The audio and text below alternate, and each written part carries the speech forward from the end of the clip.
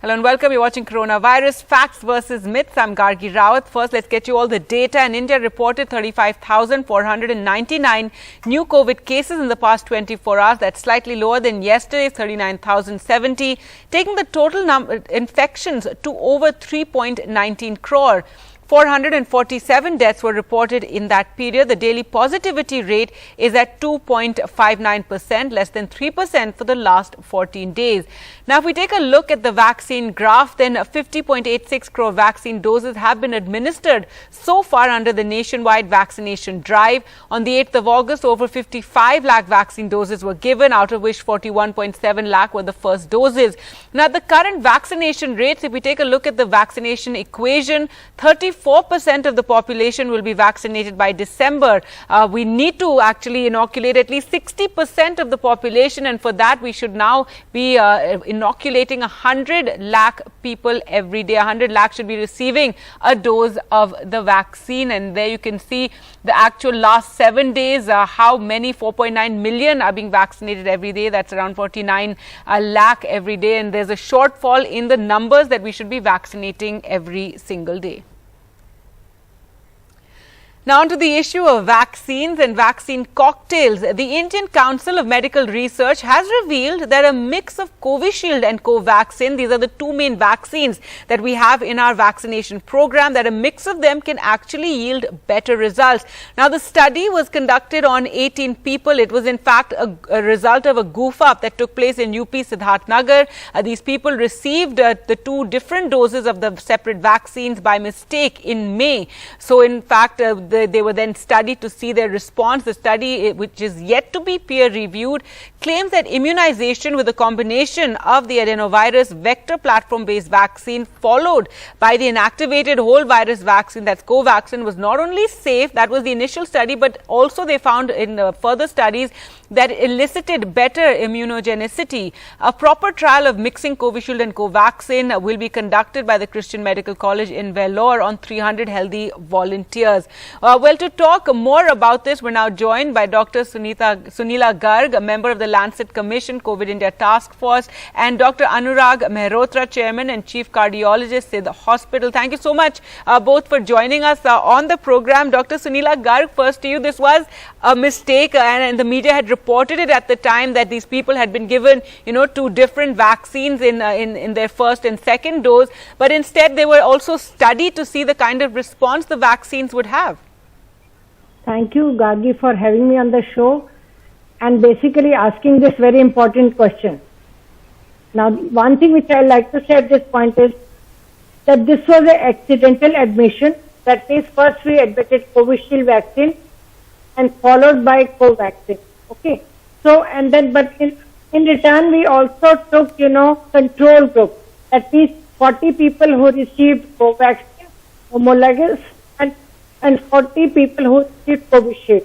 So ultimately what we found out in terms of reactogenicity, in terms of safety, in terms of also immunoconversion, it was much better in the people who received two different doses. That means first Covaxin followed by Covishield. So these are very important observations, and this will help us from the program perspective. They will also help us in removing the hesitancy, because many times people go back because the vaccines are not available. So it's one of the very important observations. But we need to take a multi-center study in this direction. All right, and Doctor, since there are two such different vaccines, how does that work, since the technology, to call it that, behind the two vaccines is different? Even then, it seems to work. And yes, there are, the similar vaccine cocktails being tested in other parts of the world as well, including AstraZeneca and then an mRNA vaccine like Pfizer.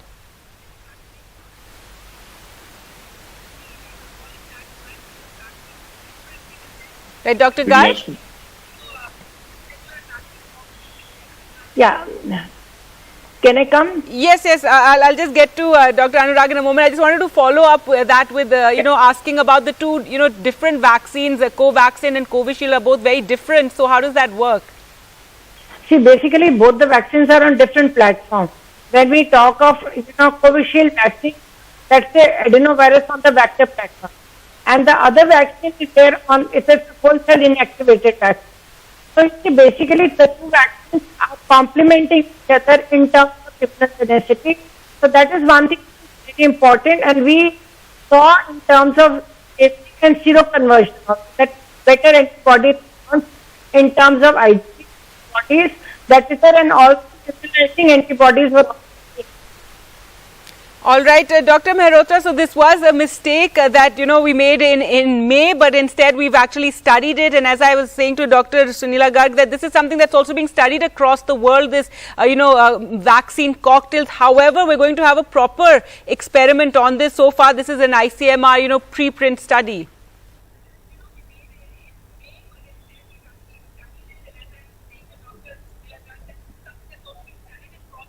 Did you ask me? Yes. Yes, Dr. Mehrotra. Yeah, sure. Good afternoon.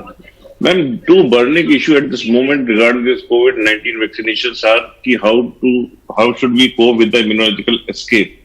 Another thing is how long will this immunity last, which we get by vaccines. It has been suggested that by many companies, including Moderna and Pfizer, that there should be a booster dose because it has been seen as the time passes, immunity is not that high. Other thing is, as we have seen in Israel, that almost whole of the population was inoculated with this messenger RNA vaccine. Still, there was infection, though it was not life-threatening, but still many persons became infected. So they found out that if they give a shot of AstraZeneca to already vaccinated patients who were vaccinated with the messenger RNA vaccine, the results were good. And in fact, this accidental, what has happened at Siddharth Nagar, the accident, but it has given a very good message. If we mix two vaccines, so they give a better immunogenicity. The reason behind that is, if we give a more complete exposure to genome, so body response is better. So it will be important milestone if this finding is found to be true in a larger studies.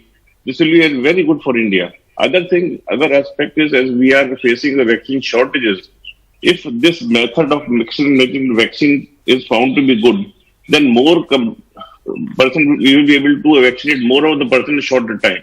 So it is a good thing to happen.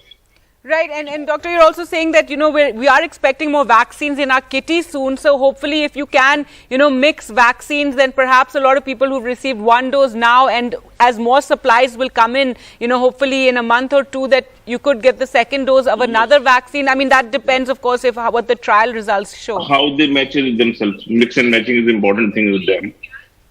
Otherwise, the government has allowed J&J vaccine, which will come soon, and there is a single dose vaccine. And again, it is a rhinovirus-based vaccine, but it is a good vaccine.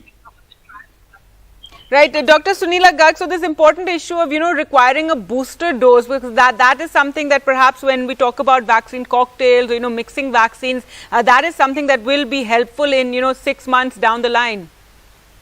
Yeah, Gargi, as of now, our priority is to give everybody at least the required doses of vaccine. Sure, of course. That means 2 doses of vaccine, or if it is Johnson & Johnson, single dose of vaccine. And also people who are infected, they require only 1 dose of vaccine. So we have to be very smart, very strategic, and we have to see that everybody at least receives the required dose of vaccine. Then comes the testing of boosters. You see, American all have already done 58 to 59%, 2 doses. So they are going ahead with the boosters also. But in our country, we need that everybody gets the required number of doses, and that's how we're going with the booster subsequently. All right. So right now, of course, the focus on getting everyone vaccinated, and Dr. Mehrotra, that is the big worry right now, because as you saw in the numbers that I was showing earlier, we are falling short of the daily vaccines that we should be conducting right now. We should be doing at least 100 lakh a day if we are to vaccinate 60% of the population by the end of the year and get some kind of herd immunity. Sure. Though the vaccination rate has increased in the last weeks, but still it is far short of what is recorded, as you have said. Important thing which I want to point out is with regard to healthcare workers, frontline workers. Yes. We were given second vaccine in the month of January, and it is almost 6 or 7 months that was left. So there should be some study to assess whether that vaccine is still effective or not. that is important from point of view that we are getting newer strains. Will that be able to cover the newer strain or not? So that is the important point at this moment. Right, because breakthrough infections, we're seeing, more happening among the medical community, among, the frontline workers, isn't it? Sure, that is the point. If we are able to cover more of the genome of the virus, we will be safer from newer variants. And the studies which have come up, the study which we are discussing at this moment, gives some insight into that. All right. Well, in fact, on the subject of variants, that brings me to the next topic on the show. Now, if we talk about Maharashtra, they have just declared that a total of 45 cases of the Delta Plus variant have been reported till the 8th of August. That's what the State Health Department has announced. Out of this 45 cases, 27 people were infected with the Delta Plus variant are male, while the remaining are female. A total of 20 people infected by the variant are in the age group of 19 to 45 years of age. The Delta Plus variant, also known as B.1.617.2.1 or simpler AY.1, contains a mutation in the spike protein that the virus uses to enter human cells. We don't know if it's more, if it's more detrimental or, causes a worse illness, but it is another variant of Delta. It's so far been found in very, very low numbers. Well, Dr. Sunila Garg, what are we to make of this information? It's very important to keep tracking these variants that are emerging, and Maharashtra announcing that their variants, the Delta Plus variant, has increased there. You see, basically it is very important to follow the variants, because we are already aware of that, particularly with regard to Delta Plus, it is more infective and infection can be severe also. So we need to particularly follow the samples with regard to genomic sequencing. And that can be a coincidence that maximum males have been infected as compared to females. So we need to be very careful about it.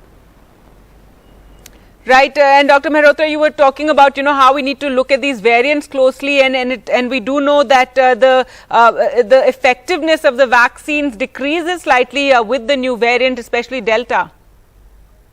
There is a phenomenon called immunological escape. That's common with that. It was seen in India when the Delta variant was there in the second wave. Immunological escape to the 5 to 10% was reported, and it is going to be a bit bigger with this. So to confront that phenomena, we should look into how we can vaccinate further different type of vaccine already vaccinated person, at least frontline workers like healthcare workers. So that should be looked into. Right, Dr. Sunila Garg, also there's some reports that the amount of genomic sequencing we're doing is going down. We were doing it a lot in the second wave because there was all this hue and cry about the new variants, but the genomic sequencing that so far we're conducting in different parts of the country has been going down. What would you say to that? See, I feel that at least 5% of the samples which are positive, they must be subjected to genomic sequencing across the country. And also we must be looking regularly at the travelers who are coming, so that we should be very sure that we are not getting any other variants. So it is important that we must keep up with the pace of genomic sequencing. So that is one thing. The second important thing is that the results should be shared as early as possible, so that important action should be taken. Right, and Dr. Mehrotra, the reason that we need to vaccinate faster and put a lot of emphasis on increasing the vaccination rates and covering more and more people is the emergence of new variants. Of course. The early we were able to finish this epidemic, the less the chance of having more and more variants. The more the persons are vaccinated, we will be able to achieve the herd immunity, and that chain of transmission will stop. The longer it will remain, the more and more it will come. All right. Well, thank you so much, doctors, for joining us on these very important issues that have emerged as far as COVID in the country goes. Thank you so much. Thank you.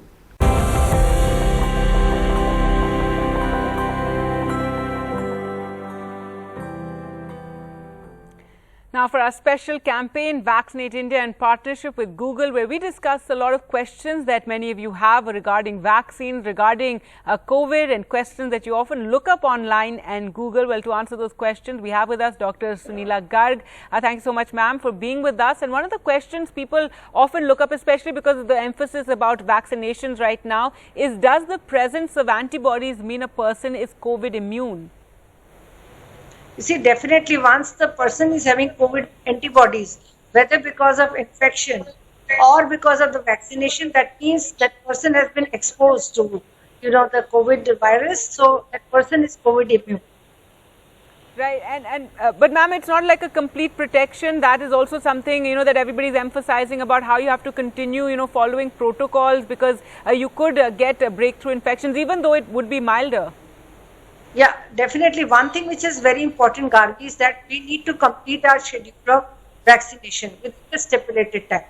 Number two is that if one is infected, in that case, is to wait for at least a period of 2 months as per the protocol and then go for the vaccination.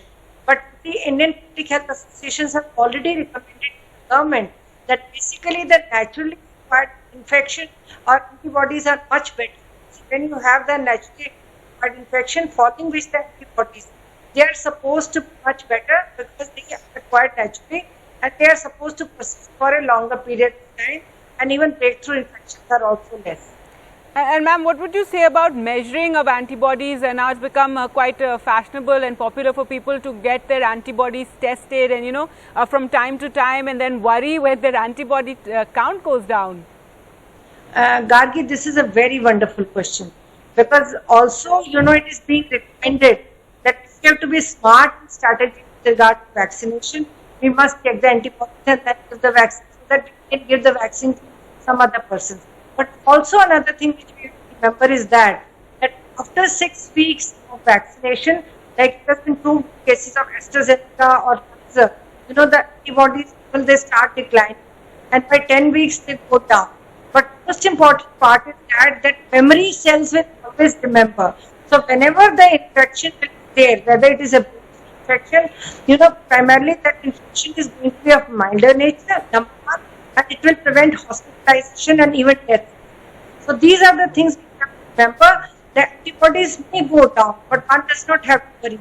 Our most important worry is that, like you asked the question of boosters. So the countries like America and all have already started thinking about boosters, but our priority is to give boosters after we complete the required doses for our population. We are begin now. All right. Thank you so much, Dr. Garg, for joining us on the program. Thank you.